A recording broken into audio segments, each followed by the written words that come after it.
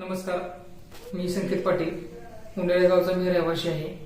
आज दिनांक 1 एप्रिल 2026 रोजी 3:30 ते 4 दरम्यान एकदम मोठा सोसाट्याचा वारा सुटला आणि अवकाळी पावसाला सुरुवात झाली आणि थोड्या वेळानं लगेच क्षणातच मोठमोठ्या गारा पडायला लागल्या. एवढ्या मोठ्या गारा पडायला लागल्या की माझी स्वतःची घराबाहेर स्वतःच्या अंगणात लावलेली जी 4 व्हीलर कार होती त्याच्या पुढची फ्रंट साईडची काच तुटलेली आहे व पुढच्या बॉनेटवर आणि टपवर डेंट उठलेले आहेत. घराची एक काचही तुटलेली आहे. एवढा मोठा पाऊस आजपर्यंत उन्हाळ्यात पडला नव्हता. एवढ्या मोठ्या साईजच्या गारा पडल्या, जसं की दगड गोटे पडतात एवढ्या मोठ्या गारांचा मोठा पाऊस झाला आणि आम्हाला तेवढी गाडी पार्किंग मध्ये लावायला किंवा ती झाकायला किंवा त्याला हे करायला आम्हाला वेळच भेटला नाही. एवढा मोठा पाऊस पडला, याच्यामुळे एवढं मोठं नुकसान झालेलं आहे. घराची काचही फुटलेली आहे आणि गाड्याचे खूप मोठ्या प्रमाणात नुकसान झालेलं आहे. आज दुपारी अचानक आलेल्या अवकाळी पावसामुळं उंडाळी परिसरात खूप मोठ्या प्रमाणावर गाराचा पाऊस पडला.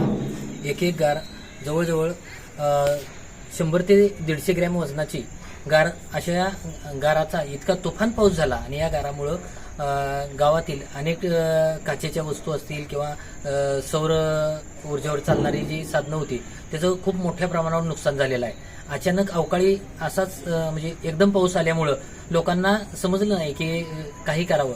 अनेकांच्या डोक्यात सुद्धा म्हणजे अशा गारा लागल्यामुळं त्यांना इजा झाली आहे की हा अवकाळी पाऊस ज्यावेळी येत असतो त्यावेळी ढगाची गर्जना आणि यामुळं सगळेजण भीतीच्या छायेत होते की वातावरण एकदम भीतीदायक झालेलं होतं आणि अचानक असा गाराचा पाऊस सुरू झाला. गाड्या लावायला सुद्धा वेळ माणसांना मिळाला नाही किंवा एखादे धान्य वाळवत घातलेलं झाकायला सुद्धा वेळ मिळाला नाही. एवढ्या वेगात तो पाऊस आला आणि अनेक प्रकारे नुकसान करून तो पाऊस गेलेला आहे.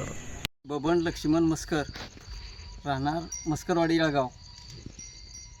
आत्ताच्या वळवाच्या पावसामुळं माझ्या गाईच्या गोट्यामध्ये वळवाच्या वारदळी पावसामुळं अतिशय मोठं नुकसान झालं आणि त्या दोन्ही गाया पूर्ण निकाम्या झालेल्या आहेत आणि दोन्ही पण गाभण आहेत.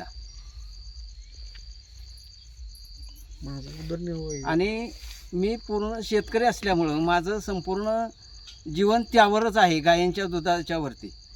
त्यामुळं माझं पूर्ण आयुष्यच उद्ध्वस्त झाल्यासारखं झालेलं आहे. तर ह्याने माननीय मुख्यमंत्री देवेंद्र फडणवीस साहेब आणि यांनी सगळ्यांनी माझे ह्याची दक्षता घ्यावी अशी माझी विनंती आहे.